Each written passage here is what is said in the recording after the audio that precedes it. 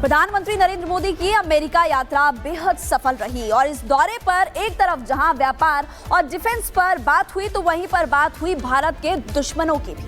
भारत विरोध की सियासत करे मोहम्मद यूनुस को अमेरिका से एक बहुत बड़ा झटका लगा है। ट्रंप ने मोदी के सामने ही यूनुस को सुधारने का सीधा संदेश दे दिया। क्या अल्टीमेटम दिया, देखिए इस रिपोर्ट में।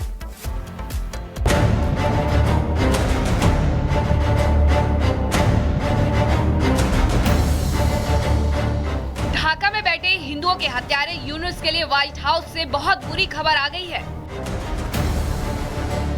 मुस्लिम कट्टरपंथियों के हाथों की कठपुतली बने मोहम्मद यूनुस की उल्टी गिनती शुरू हो गई है।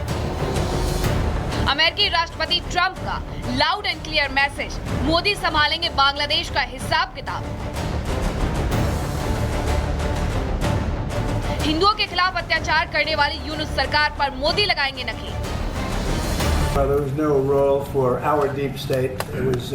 This is something that the Prime Minister has been working on for a long time and has been worked on for hundreds of years, frankly. I've been reading about it. But I will leave Bangladesh to the Prime Minister.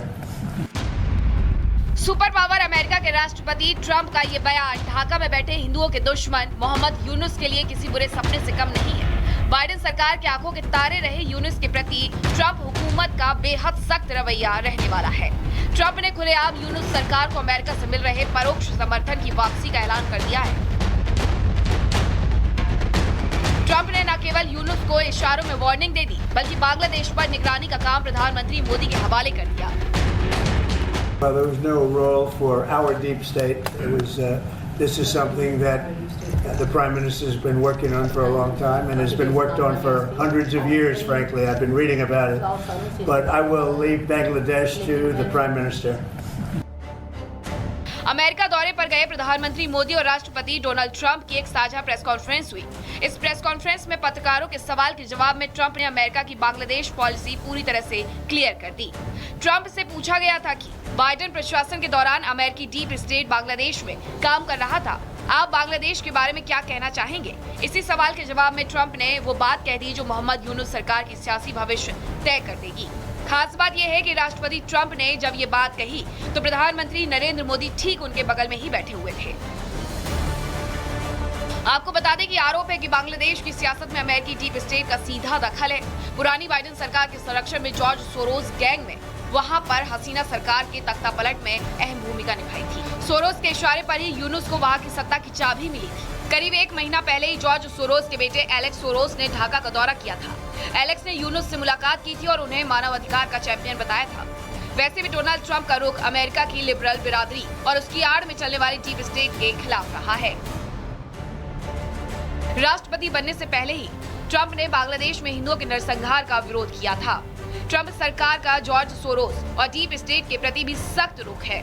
Trump ने USAID से यूनुस को मिलने वाली आर्थिक मदद भी रोक दी है।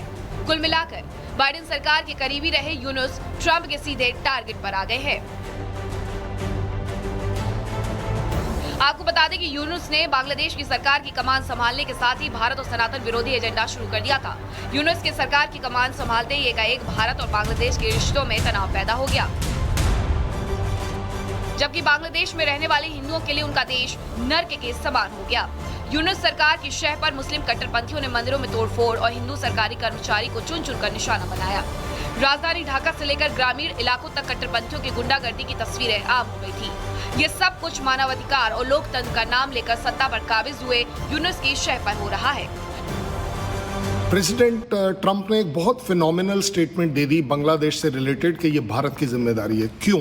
ये पूरी दुनिया को पता है कि बांग्लादेश का क्रिएटर कौन था, एक बात। दूसरी बात, बांग्लादेश में जिस तरह का अत्याचार था उसको अंत किसने लाया, उसकी डेवलपमेंट में किसका बड़ा हाथ है, उसको आगे ले जाने में किसका बड़ा हाथ है। जो पीछे खींच रहा है उसको नहीं देखा जाएगा, क्योंकि उसको अगर कोई काउंटर कर सकता है तो वो सिर्फ इंडिया कर सकता है। अमेरिका में ट्रंप सरकार के आने के साथ ही जॉर्ज सोरोस और उसकी कठपुतली यूनुस के बुरे दिन शुरू हो गए थे। अब खुद ट्रंप ने भी बांग्लादेश को अपनी पॉलिसी क्लियर कर दी।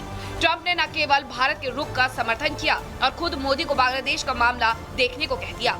जाहिर सी बात यह है कि भारत के लिए ये बड़ी सफलता है, जबकि यूनुस को उनके कर्मों की सजा मिलने का काउंटडाउन शुरू होने का संकेत है। Bureau report, Republic Bharat. तो मोहम्मद यूनुस की उल्टी गिनती अब शुरू हो चुकी है। इस रिपोर्ट के जरिए आपने देख भी लिया कैसे मोदी बने यूनुस के भाग्य विधाता। इसकी जानकारी आपको देते हैं। बांग्लादेश मुद्दे पर डोनाल्ड ट्रंप ने फ्री हैंड दे दिया है। यूनुस से यूएस सरकार का समर्थन जो है वो अब खत्म हो चुका है। डीप स्टेट से मिलने वाली मदद भी अब बंद होगी, जिससे बांग्लादेश की मुश्किलें बढ़ने वाली है। हिंदू विरोधी कट्टरपंथियों पर नकेल कसे जाएगी और बांग्लादेश में फिर से सरकार बदल सकती है।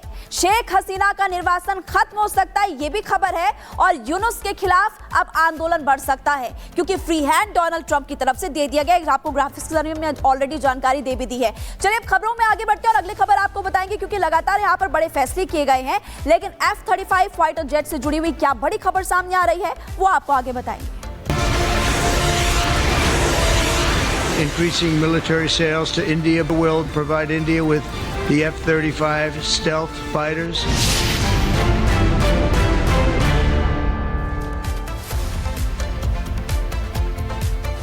प्रधानमंत्री नरेंद्र मोदी और अमेरिकी राष्ट्रपति डोनाल्ड ट्रंप की मुलाकात में भारत अमेरिका रक्षा साझेदारी को मजबूत करने पर भी फैसला किया गया।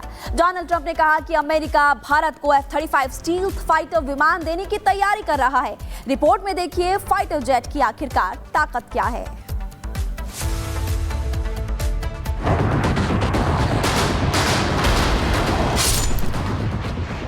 भारत के आकाश में गूंजेगी F-35 की दहाड़।